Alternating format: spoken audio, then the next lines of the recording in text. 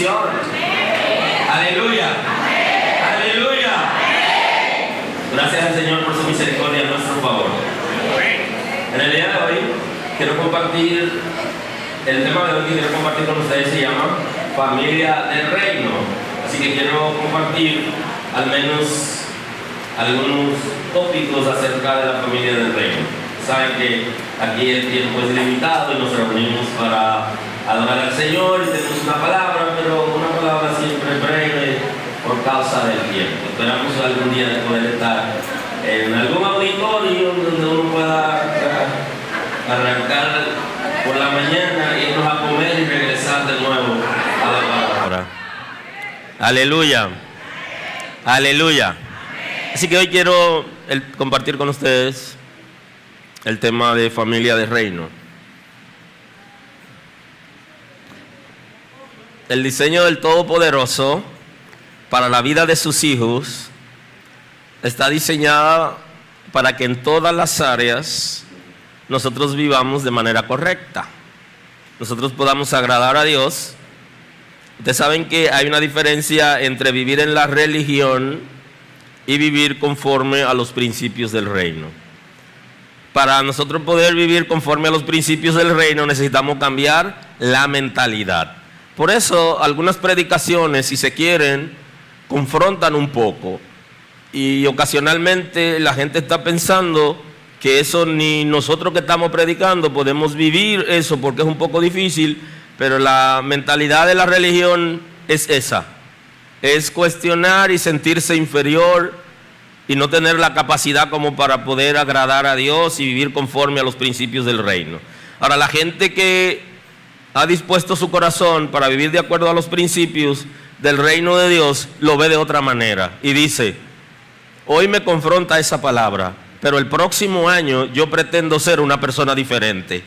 Y a partir de ahora yo voy a hacer tal cosa para ir bajando ese nivel que acabo de descubrir que tengo hoy hasta que lo lleve a cero. ¿Alguien está aquí hoy? Esa es la diferencia. El religioso dice: eso es imposible. Eso ni ellos lo pueden vivir. El que quiere agradar a Dios y vive en el reino de Dios, entonces está pensando diferente y dice: yo voy a trabajar para que eso sea así. Amén. Y por eso hay gente que cambia porque se lo propone. Y en un año, cada mes va trabajando un área que sabe que necesita trabajar. Y cuando el año termina, ha avanzado 12 puntos. Pero aquellos que se cruzan de brazos, es imposible. Es mejor venir y que no me atormenten con una predicación. No va a haber cambios. Hay que atreverse a identificar lo que tenemos que trabajar y comenzar hasta llevarlo al mínimo. Amén. Así que la vida de los hijos de Dios necesita que esté en orden conforme a los principios en todas las áreas, ya sea en el matrimonio, en la familia biológica, en la familia de la fe, en los negocios, en general, en la sociedad. Nosotros necesitamos que nuestro ser, nuestras vidas estén alineadas conforme a los principios del reino de Dios, en todas las áreas. Nosotros tenemos la capacidad y la autoridad para identificar en nosotros las cosas que no marchan bien y que debemos mejorar, y comenzamos a trabajar en eso. Así que para tener una familia de reino, lo primero que hay que hacer es cambiar la mentalidad. Inclusive admitir que no lo hemos hecho bien en algunas áreas, y que aunque ya no estemos criando, al menos podemos aconsejar a alguien que está en el proceso de crianza para que pueda hacerlo mejor. Y si podemos enmendarlo, enmendamos. Porque aún los ancianos pueden enmendar con sus hijos. Gente que nunca abrazó, que nunca dio afecto, puede cambiar. Gente que siempre tenía una palabra dura, puede tener una palabra diferente. Eso es posible. Los hijos pueden decir: al menos en la vejez cambió mi mamá, al menos en la vejez cambió mi papá. La esposa puede decir: oh, ese esposo gruñón, al menos en la vejez Dios lo ha cambiado. Eso es posible. Y el hombre dice: esa mujer pelética, Dios mío, gracias por haberla cambiado. O sea, no importa la edad, cuando tomamos una decisión, cuando se quiere, amén, se puede. Pero hay que cambiar la mentalidad. La Escritura habla de renovarnos en el espíritu de nuestra mente. Me gustaría compartir la Escritura en el día de hoy para continuar en la predicación de hoy en la enseñanza de hoy acerca de familia de reino. Dice Proverbios 29, el verso 17, dice de la siguiente manera, 17 y 18. Proverbios, libro de Proverbios, después de los Salmos, ahí está. En el nombre de Jesús. Corrige a tu hijo y te dará descanso, y dará alegría a tu alma. Sin profecía el pueblo se desenfrena, mas el que guarda la ley es bienaventurado. Muy amable. Siguiendo ahí en la enseñanza de hoy acerca de familia de reino, me gustaría hoy poder trabajar con ustedes al menos 3 postulados con relación a familia del reino. El número 1 es las Sagradas Escrituras, en la familia, el amor, número 2, y el tercero, la disciplina. Ustedes saben que hay muchas leyes en el mundo y en la crianza de los hijos y en el trato de la familia también hay una ley y se llama 70-30. Se parece a la ley 80-20 que vimos en el Instituto de Liderazgo, ¿verdad? Pero es diferente. Esta lo que está enseñando es que el 70% de la vida de la pareja y de los hijos va a depender de lo que nosotros hacemos. Y el 30% va a depender de lo que nosotros decimos. O sea, de lo que yo le enseño a mis hijos con palabra, ellos solamente van a aceptar como máximo el 30%. Ahora, de lo que yo le enseño con mi manera de vivir y la manera de tratar a mi esposa y de tratarlo a ellos y corregirlo, ellos van a aprender un 70%. O sea que yo, que fui llamado por el Señor para crear una escuela que se llama familia. No sé si usted sabía eso, que usted tiene una escuelita en su casa. Y esa escuelita se llama familia. Y entonces ahí usted le enseña a sus hijos cómo tener un matrimonio, cómo ser buen esposo, cómo ser buena esposa. Ahí usted que se lo enseña. Entonces, entre toda esa teoría que nosotros le decimos, ellos solamente captan el 30%. Ahora, de la manera que nosotros nos portamos frente a los desafíos de la vida y a las circunstancias que se presentan con nuestra conducta, ellos se aceptan como aprendido el 70%. Entonces, de lo que yo le digo a mi hijo de cómo ser un buen esposo, de lo que yo le enseño a mi hija cómo ser una buena esposa, solamente el 30% ellos aceptan con mucho esfuerzo, el máximo. Ahora, de lo que yo vivo, yo le enseño a ellos y ellos aceptan un 70%. Usted decide hoy cuál es la trayectoria a partir de ahora que usted va a llevar con sus hijos. En esos días yo hacía un ejercicio con mis hijos por una situación ligera y sencilla que pasó. Yo llegué y encontré unos zapatos y entonces yo me quedé tranquilo, pero rápidamente que yo llegué se recogieron. Yo solamente pregunté, pero después en una oportunidad me puse a hacer un ejercicio. Y entonces yo le decía, ¿cómo tú crees que se sentiría tu esposa, si llega a la casa con una compañera de trabajo y entonces cuando llega encuentra que lo primero que saludan son esos zapatos que están ahí, eso generaría una crisis. Y entonces entramos por ahí a la conversación. Eso está bien. Pero de eso solo aprende ¿cuánto? ¿Cuánto dijimos? 30. Entonces, necesita llegar a un 100% del aprendizaje.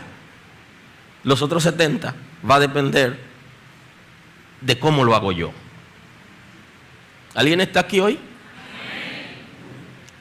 Y una familia del reino está clara, el papá, la mamá está claro de hacia dónde lleva sus hijos. Por eso es que el salmista está hablando de que es como una flecha que se lanza. Sí, es justamente eso. Porque usted es que dirige sus hijos hacia donde usted quiere. Y el trabajo va a ser efectivo o no, dependiendo de lo que usted hace. Hay confusiones, claro, en la crianza de hijos. No necesariamente porque no nos lo hayan enseñado, sino que cada hijo, por su naturaleza, ¿no?, es diferente. Y ni hablar de aquellos que tienen hijos llamados de carácter firme, ¿verdad? Un hijo de carácter firme es un hijo que no se doblega tan fácil, que usted tiene que trabajarlo diferente a los demás hijos. Y que si usted quiere sacar cosas buenas de él, usted tiene que tratarlo a él como es. Y desde que nacen, comienzan a luchar. Y justamente en estos días, en una conversación acerca de crianza, comentaba con alguien lo que me costó a mí en meses doblegar a mi hijo para que él me dejara dormir de noche. Y entonces le decía, la niña no es así. Ella podía dormir su noche entera. Y entonces yo le decía, yo aprendí con él a que los que vinieran después pudieran dejarme dormir. O sea, cada uno vive su experiencia. Y la gente le dice, no le dé comida de noche. Óigame, un muchacho gritando a medianoche que tiene hambre, ¿cómo usted no le va a dar comida? No, que a lo mío no le di. No, tenga usted su propia experiencia y fájese con lo suyo. Y llévelo a su nivel y trabaje con él, pero usted no se va a llevar de lo que yo le estoy diciendo porque su hijo posiblemente es diferente al mío. Y la experiencia que yo viví fue diferente con ambos hijos. Entonces andamos diciéndole a la gente cómo resolver problemas sin analizar que ese muchacho, que esa muchacha es totalmente diferente al mío o al de la otra persona. Hay que analizar cómo es cada niño. No, que yo le hacía tal cosa. No se ponga hacerle lo que le... No, que yo le contestaba de tal manera. No le conteste necesariamente así, porque usted tiene que conocer sus hijos. No necesariamente son iguales. Claro que cuando yo lo miro, ellos saben lo que hay. Bien, pero no todos los muchachos cogen mirada. No todos cogen mirada. Hay algunos que la mamá se le acerca, dale un cariñito. Y no sé qué es lo que le hacen, pero el muchacho se va alineadito, pero le hizo toda la seña, le dijo todo y no reaccionó, pero la mamá se le acerca, yo no sé qué tipo de cariño que le da, pero ahí silenciosamente uno voltea la cara para no ver lo que está pasando, pero el muchacho se va derechito, como que, o sea, cada muchacho de alguna manera va a hacer que nosotros desarrollemos desafíos. Igual que los que estamos casados, cada mujer va a depender de la crianza que tuvo, de si tuvo papá o no, si se crió con sus padres o no. Donde vivió los hombres también va a depender de eso, si se criaron con el papá, se criaron con la mamá, si se criaron en una familia completa, si tiene más hermanos, si es hijo único. Todo eso va a tener que ver. ¿Cuál es el modelo que vivieron en su casa? Todo va a influir. Entonces cada uno debe vivir su propia experiencia en la crianza de los hijos. Ustedes saben que hemos hablado de que el amor tiene 3 componentes, ¿verdad? Usted se lo sabe. Hablamos de gracia, de misericordia y de longanimidad o paciencia. Esos son los componentes. Ahora, el amor se manifiesta de tres maneras. Y uno de ellos es el afecto, el servicio y la disciplina. Y usted lo puede buscar en la Escritura. Y yo sé que ahí alguien me pudiera preguntar cómo yo puedo amar a mi esposa y a la vez disciplinarla, porque yo la conozco grande. Esa es una buena pregunta que la puede hacer en nuestras reuniones de los segundos jueves acerca de la teología del matrimonio. Y te doy un adelanto de que sí, hay áreas mías que mi esposa tuvo que trabajarla, y hay áreas de mi esposa que yo tuve que trabajarla. Sí se puede. Ahora, la disciplina tiene sus debilidades con relación al amor, porque la gente cree que amar es ser permisivo, pero ni siquiera Dios nos ama con tanta permisibilidad, sino que Él me ama, pero a la vez me disciplina, porque el hijo verdadero es disciplinado.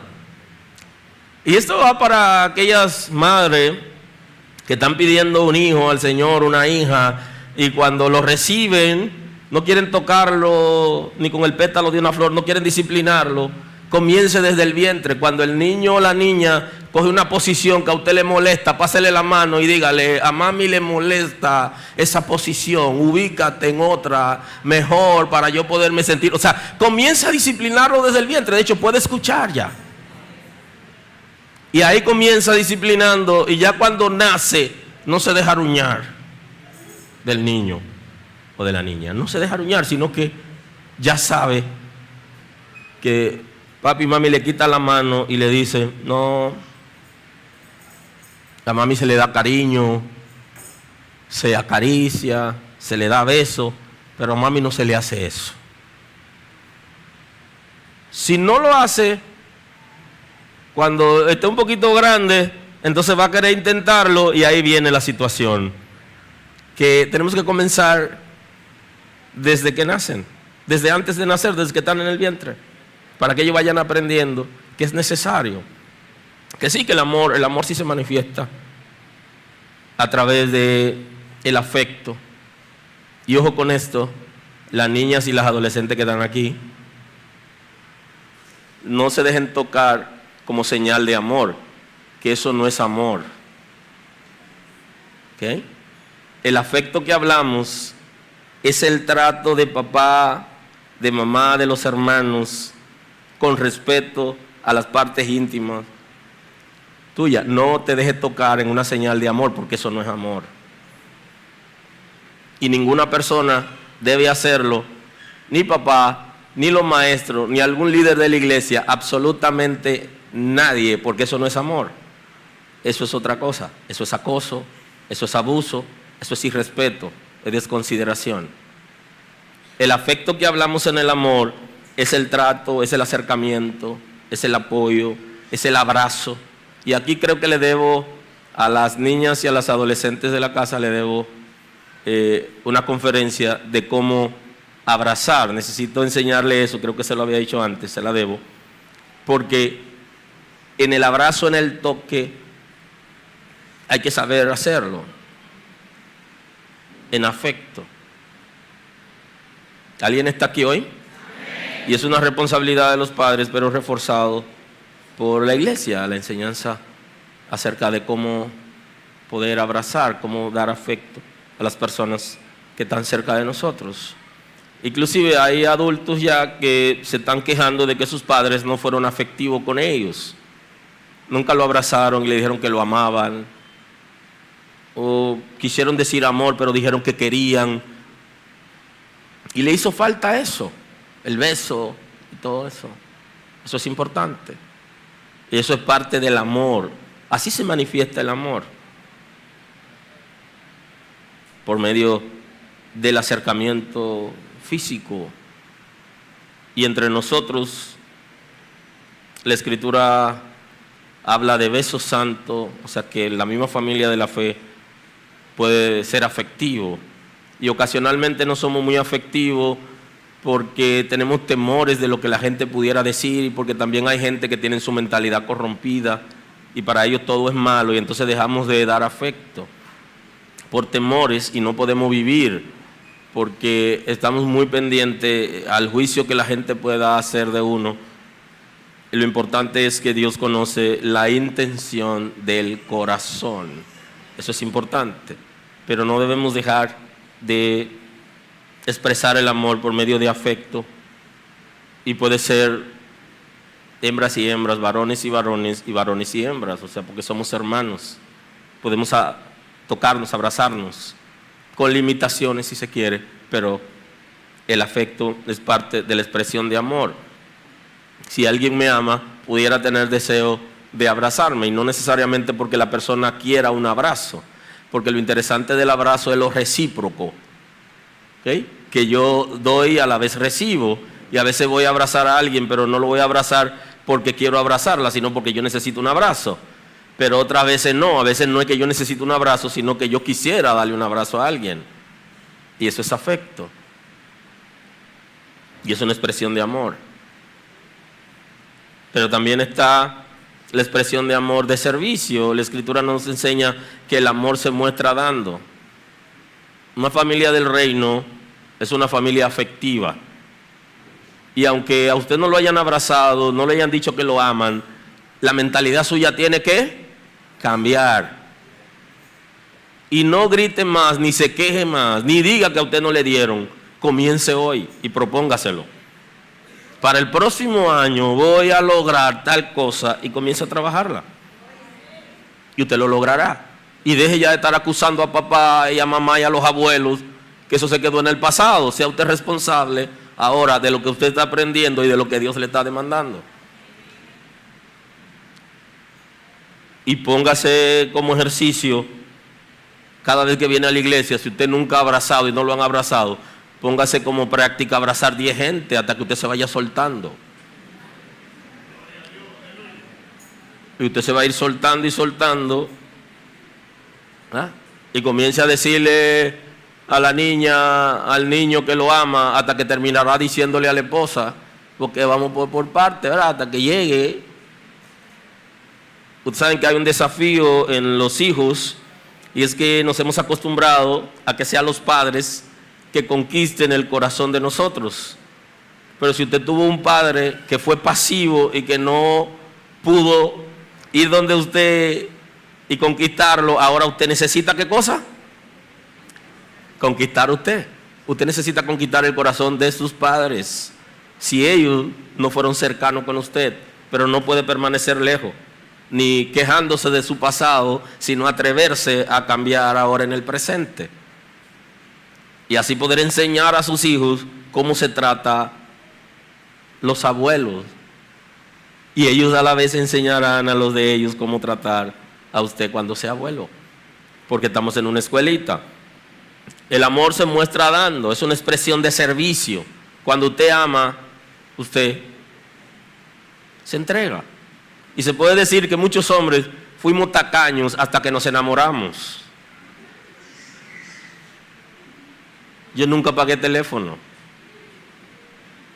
hasta que me enamoré. Entonces comencé a hacer llamadas. Había que pagar teléfono. Se muestra dando. ¿Dando qué? Dándose uno mismo, como hizo Jesús. Claro, el amor tiene sus limitaciones porque hay diferentes manifestaciones de amor y cada una se debe a un área específica y no podemos confundir una con otro. Pero el servicio es parte del amor. Inclusive en la Escritura se habla del amor como obra social, que no es solo abrazarnos y bendecirnos, sino dar nosotros de lo que tenemos a la gente que tiene necesidad. Es una manifestación de amor, bíblicamente hablando, y se llama el amor como obra social. O sea que el que ama puede servir a la otra persona. Y ni hablar de toda la deuda que tengo con ustedes, porque hay cosas que nosotros no las hacemos por dinero, que nadie puede pagarnos para nosotros hacer esas cosas, que podemos hacerlo en servicio, por amor a una gente cercano, como los padres, la pareja, los hijos. Hacemos cosas que ni por dinero lo haríamos, porque el amor se manifiesta también como servicio. Y el tercero, que fue la introduccióncita de la disciplina, que lo tengo ligado aquí, lo tengo aquí como un pilar dentro de la familia del reino, pero la tengo también como una manifestación del amor. La disciplina es básico. Si no hay disciplina, no enseñaremos a nuestros hijos cómo ellos poder convivir en sociedad. Para vivir en sociedad, tenemos que enseñar a nuestros hijos. Mire, y la disciplina va a enseñar a nuestros hijos hasta para librarse del bullying en la escuela. Ya la Escritura habla de las presiones sociales y de las presiones de grupo. Usted se busca en la primera carta de Pedro, ya Pedro habla en ese tiempo de lo que ocurría, de las presiones que reciben los grupos sociales, específicamente los hijos de Dios. En el capítulo 4 de la primera carta de Pedro, del apóstol Pedro, 4:4, dice: a estos les parece cosa extraña que vosotros no corráis con ellos en el mismo desenfreno de disolución y os ultrajan. O sea, ya había una intención de maltratar a los hijos de Dios que no se asociaban en la vida ligera que tienen los compañeros de trabajo, los familiares y los estudiantes, los compañeros de clase. Se sienten mal, persiguen y maltratan. Y una de las razones del bullying que sufren nuestros hijos es por ellos ser correctos. Y algunos de nuestros hijos van a ceder ante las presiones de grupo precisamente por miedo a ser maltratados. Entonces, cuando son bien disciplinados, son bien enseñados por los padres, ellos van a saber cómo manejarse en cada escenario. ¿Por qué lo hiciste? Bueno, yo me sentí mal porque me estaban atacando y entonces, para no ser maltratado, ya me habían atacado suficiente, terminé haciendo aquello que ellos querían. O me involucré porque todos en el curso estaban involucrados y entonces terminé sucio de la misma manera, y el paquete que sacaron de la escuela por 15 días estaba ese niño que tiene buen comportamiento porque se dejó llevar por las presiones de grupo. Y ya Pedro está hablando de eso, que como no hacemos las mismas cosas que ellos hacen, van a perseguirnos. Pero eso se da en las reuniones de hombres, se da también en las reuniones de mujeres, con compañeras de trabajo, con amigas y familiares, con compañeras de estudio. También hay presiones. Y es posible que la conducta de alguna esposa comience a cambiar por todo lo que le dicen en el trabajo las compañeras en su hora de almuerzo. Y conducta de hombres que también comienza a cambiar producto de todo lo que le dicen. Inclusive creyentes religiosos atacan a aquellos que son buenos esposos y que están siempre pendientes de su casa y que lo consultan con su esposa. Hay creyentes religiosos que también lo atacan y le dicen que lo manipulan y que tiene que levantarse y que son cabeza. Es verdad que son cabeza, pero esa también se la debo. La cabeza como modelo bíblico. Y entonces terminan haciendo cambiar, recogerse, producto de las presiones. Entonces estamos llamados a formar a nuestros hijos, a ser formados en la palabra para resistir las presiones de grupos. Y si no lo hacemos, entonces nuestros hijos no son tan fuertes, no serán tan fuertes espiritualmente, sino que van a ceder ante cualquier situación. Si vemos la disciplina como enseñanza, como instrucción de los hijos, ya no veremos la disciplina solamente como terror. De hecho, en la iglesia, en el modelo antiguo de iglesia, existía el término disciplina, y cuando la gente le hablaban de una disciplina, le estaban diciendo que tenía que sentarse en el último banco, que no podía preguntar en la iglesia ni hablar con nadie, y le decían a los hermanos que no se junten con ellos, y se separaban.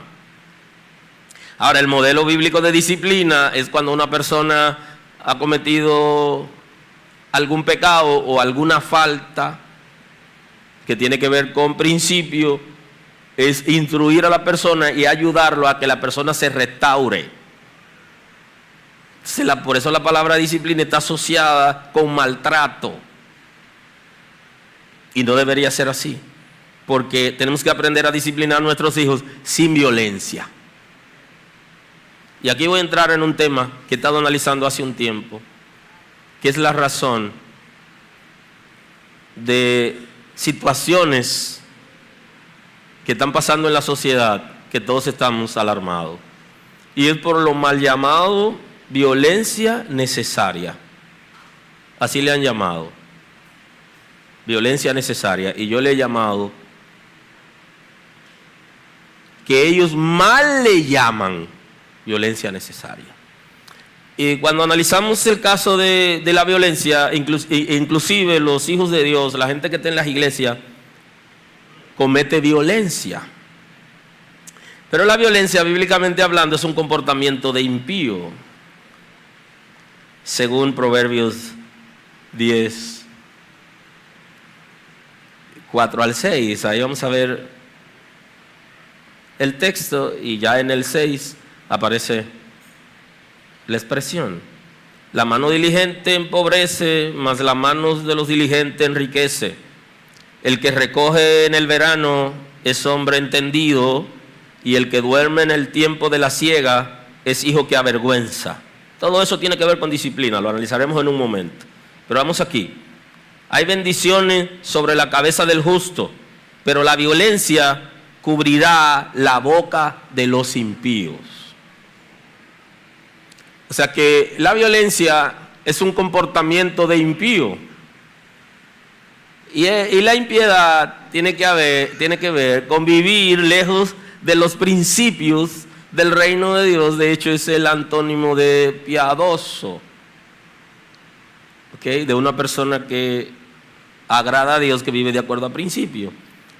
Lo que estoy diciendo hoy es que cuando tú, cuando yo, cualquiera de nosotros, no importa el tiempo que tengamos sirviendo a Dios, tenemos violencia, es una conducta de impío, que nosotros tenemos que reconocer y que tenemos que erradicar y comenzar a trabajar. Porque la Biblia establece en el 10:6 de Proverbios que son los impíos los que son violentos. Entonces, analizando la mal llamada violencia necesaria, nosotros estamos diciendo que a veces es necesario ser impío. Bueno, eso tenemos que analizarlo, porque cuando la Escritura dice que sea manso como paloma y astuto como serpiente, no está diciendo que seamos impíos. Y cuando Pablo dice que él se hacía de todo para ganar mayor número, él no decía que se hacía impío, sino que él se acercaba a la gente a su nivel para poderlo traer a Cristo. No decía que se embriagaba con los borrachos. Entonces, la mal llamada violencia necesaria de que hablan en la sociedad, incluyendo personas cristianas, es que ocasionalmente hay que ser violento. O sea, hay una conducta en mi esposa que yo tengo que aplacarla por medio de la violencia, y entonces justifican esa violencia. Entonces, por eso le estamos llamando mal llamada violencia necesaria, que bíblicamente hablando, si mi esposa tiene un comportamiento de impío, yo no tengo por qué tener un comportamiento de impío igual que ella. No. Por el contrario, la Escritura me está diciendo que a una respuesta blanda debe ser dada cuando hay una expresión áspera. O sea que yo debería bajarme cuando la persona está arriba.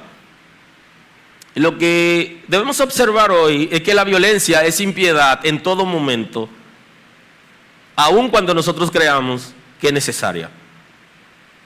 Hay una situación con mi hijo en que yo necesito ponerme violento para que él se pueda someter. Es una actitud de impiedad, porque yo tengo que disciplinarlo a él sin violentarme, que él haga lo que yo le estoy diciendo porque yo soy su papá y no tengo que violentarme con él. O sea que esa violencia, como al principio le decía, que tenemos una escuela, entonces va a aprender eso. ¿Qué es lo que ocurre con la violencia? Que la mal llamada violencia necesaria es la respuesta a una situación mala de la gente, que puede ser de la esposa, del esposo o de los hijos. Así yo tuve que darle su galletón por freco. No, o sea, no, tú no tienes que violentarte porque él está en una condición pecaminosa, porque ese comportamiento te iguala. Entonces ahora estamos de igual a igual. Entonces eso es lo que ha traído los famosos feminicidios que hoy están en esta sociedad y que nos ha alarmado, y que casi todas las familias han vivido experiencias de esa naturaleza. Y hay una persona en esta congregación, creo que no está aquí hoy, que él vivió eso, que le mataron una hija. Y eso hay que vivirlo para saber lo intenso y lo delicado de la situación. Y es justamente porque cuando nosotros vemos que la violencia es necesaria en un momento, comenzamos a violentarnos, pero no podemos controlar lo que sigue de ahí en adelante. Y ahí es donde está el problema. Por eso nosotros tenemos que trabajar los niveles de violencia en nosotros. Si buscamos el origen, nos daremos cuenta quién provoca la violencia. Aunque nosotros creamos que esa violencia es necesaria. Pudiera ser un poquito diferente lo que se conoce como la legítima defensa o el instinto de conservación, que es una manera de defendernos frente a una situación momentánea en la que de manera natural nosotros reaccionamos. Y eso es otra cosa diferente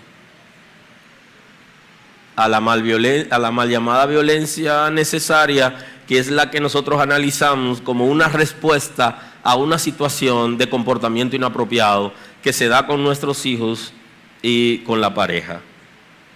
Que si no la trabajamos, entonces nosotros estamos enseñando a nuestros hijos para que reaccionen de la misma manera.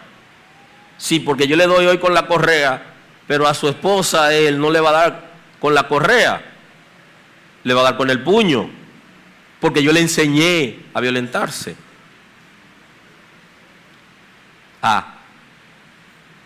Algunos me miran extrañamente. Sí, yo soy de la corriente de lo que cree que se puede criar hijos sin darle golpe físico, y que eso es posible, que es viable y que es beneficioso. Porque cuando yo tengo que apelar a la correa para que mi hijo se someta, él no me está respetando a mí.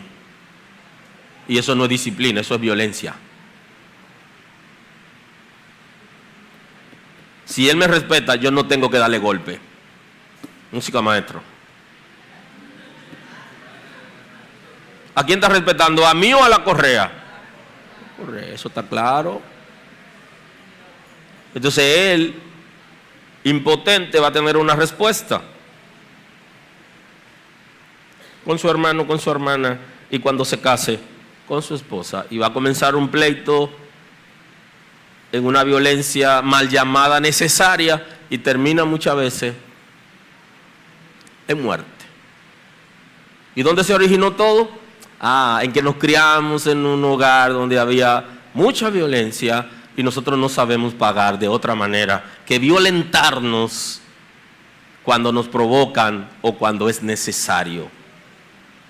Usted puede hablar en autoridad, y esto sí pertenece a la parte bíblica que tiene que ver con la cabeza. O sea, un hombre puede ser cabeza de familia y en autoridad ni siquiera tiene que hablar duro, porque la autoridad viene dada por vivir principios. Y la comparación que hace con la cabeza es con Cristo. De la misma manera que Cristo amó a la iglesia, que debemos amar a nuestra familia, comenzando por la esposa y los hijos. Porque gritar no es autoridad. Y eso no es disciplina. La disciplina tiene que ver con formación, tiene que ver con educación, con enseñanza. Si usted observa el texto bíblico, habla de enseñarlo a trabajar. Eso es disciplina. Enseñarle que la mano negligente empobrece, mas las manos de los diligentes enriquece. Que el que recoge en el verano es hombre entendido, y que el que se duerme en tiempo de la siega es hijo que avergüenza. Eso es trabajo, eso es disciplina. Enseñarlo a trabajar desde la casa, desde pequeño. Mire, esa es su tarea. Usted tiene que hacer algo, usted tiene que aprender. Cuando son adultos, por eso es que no quieren trabajar y hasta se quieren casar. Pero la Biblia dice que el que no quiere trabajar, que tampoco coma. Eso no quiere decir que lo dejemos morir de hambre, pero hay que disciplinarlo. Y eso es disciplina, no violencia. La violencia es otra cosa. Por eso creo que si nosotros no decidimos trabajar nuestros altos niveles de violencia, no lograremos ni en ser persona de reino, ni en tener una familia de reino conforme al modelo bíblico. Y yo tengo que admitir, si soy violento, que lo soy. Y si puedo encontrar el origen de la violencia que yo puedo expresar, debería buscarlo y trabajarlo. Porque muchas veces la gente anda buscando cómo tratarme bien a mí porque soy violento. Eso fue porque se crió. Pero hay un momento donde yo tengo que cambiar. Yo también tengo que admitir que lo soy y tengo que trabajarlo. Tengo que identificarlo. Y eso es importante. No siempre la gente tiene que buscarme la vuelta. Un día yo tengo que entender lo que no es correcto, lo que no está bien, y pararlo.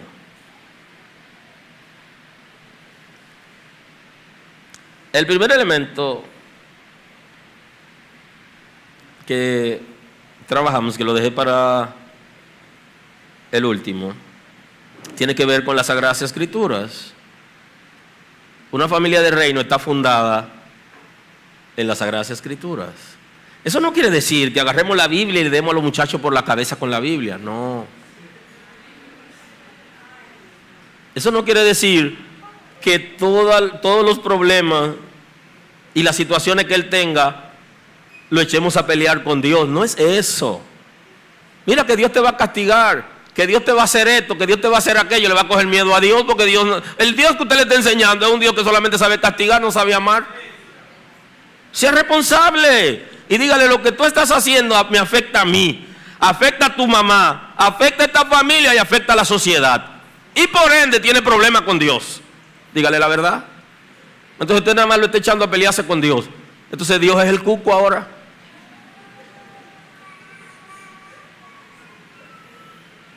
Usted tiene que ser responsable y trabajar con la Escritura. La Escritura nos habla de criar los hijos en amonestación del Señor. Es que le enseñemos la palabra y cuando lo corrijamos podamos probarle con la escritura que lo que ellos están haciendo está mal. Probarle a tu esposo que lo que él está haciendo de acuerdo a la escritura está mal. Probarle a tu esposa que lo que está haciendo de acuerdo a la escritura está mal. Pero no el modelo estratégico de los impíos.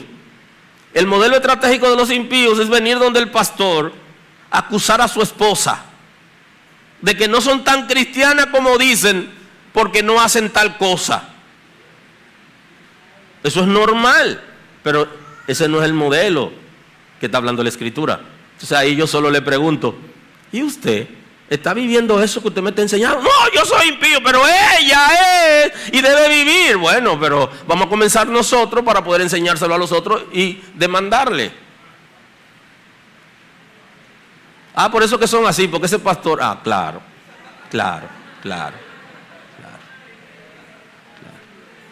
Vamos a la verdad. Entonces, no es ese modelo, es el modelo de bajarnos a la escritura para corregir a nuestros hijos, enseñándoles la palabra, de qué cosa a ellos les conviene, qué les va a permitir vivir bien en el futuro. ¿Cómo pueden obedecer a Dios?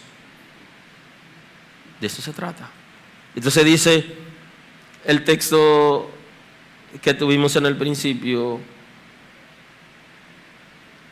nos habla de la palabra profética.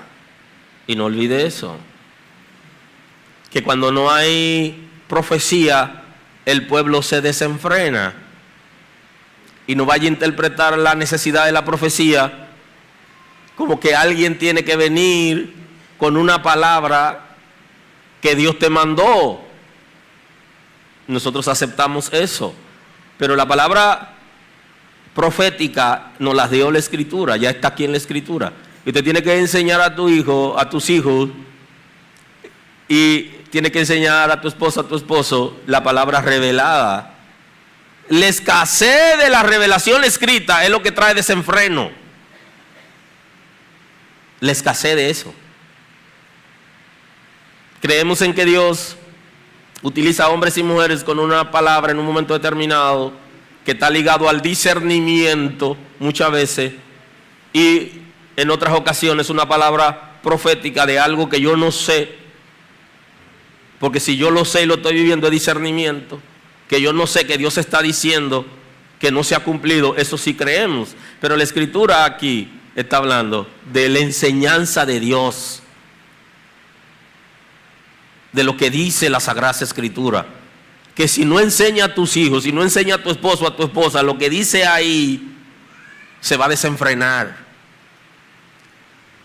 Y desenfrenarse significa volverse impío, sin control. Que podemos hacer cualquier clase de pecado y estamos fríos, como que nada está pasando. Y lo único que va a frenar eso es la palabra de Dios.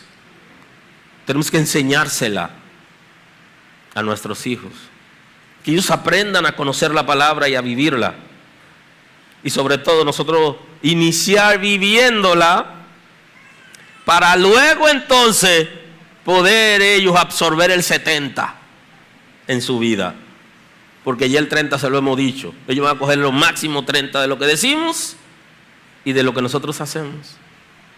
Entonces ya tendrán que asumir responsabilidades. Hoy, igualmente que siempre, tenemos que concluir.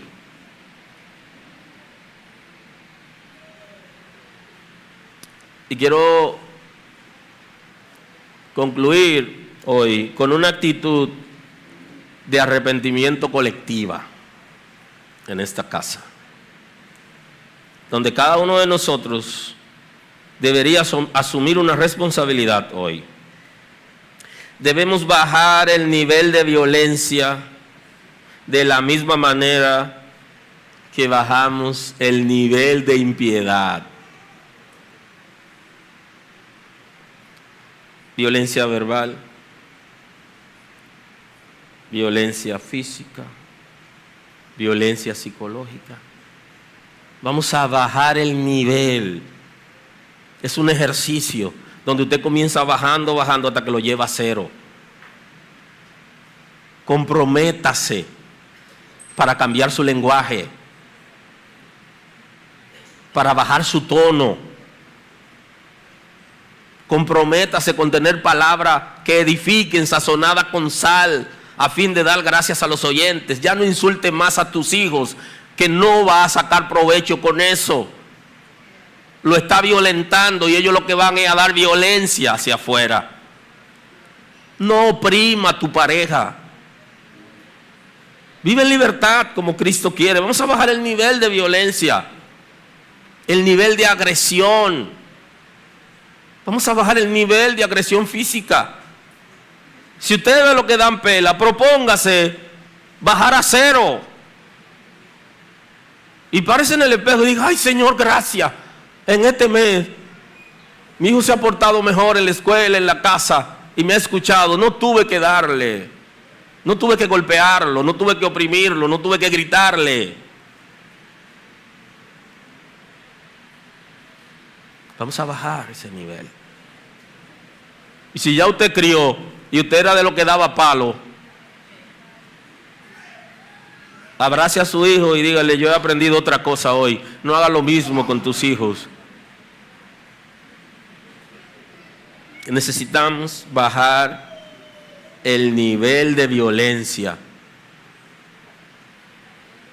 De la misma manera que el avión tiene que aterrizar a puerto seguro.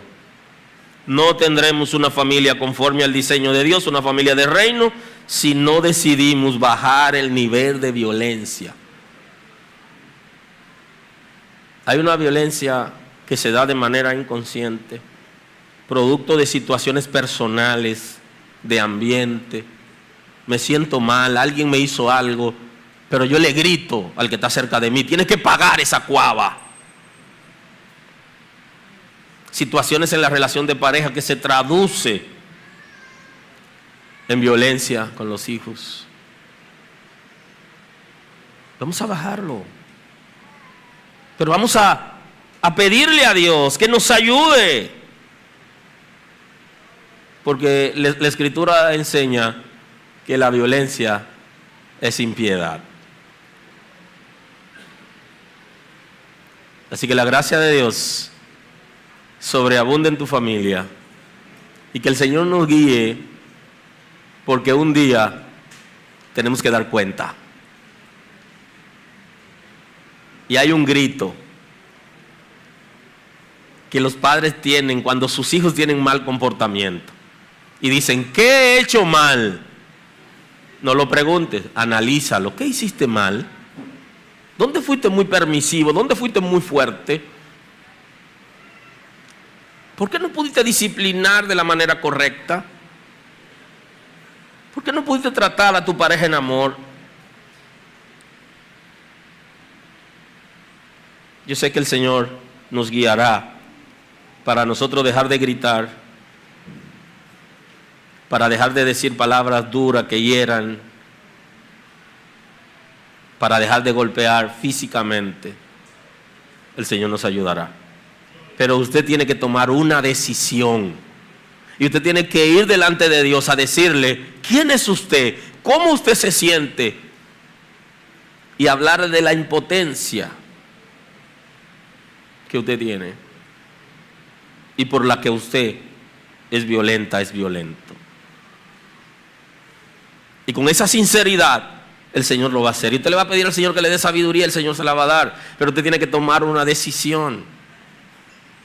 Porque las enseñanzas no vienen para echarle en fundita y que nos las llevemos y la colguemos y que tengamos en la casa trofeo, sino que seamos capaces de vivir eso para que las cosas sean diferentes. Señor, te doy gracias en el día de hoy.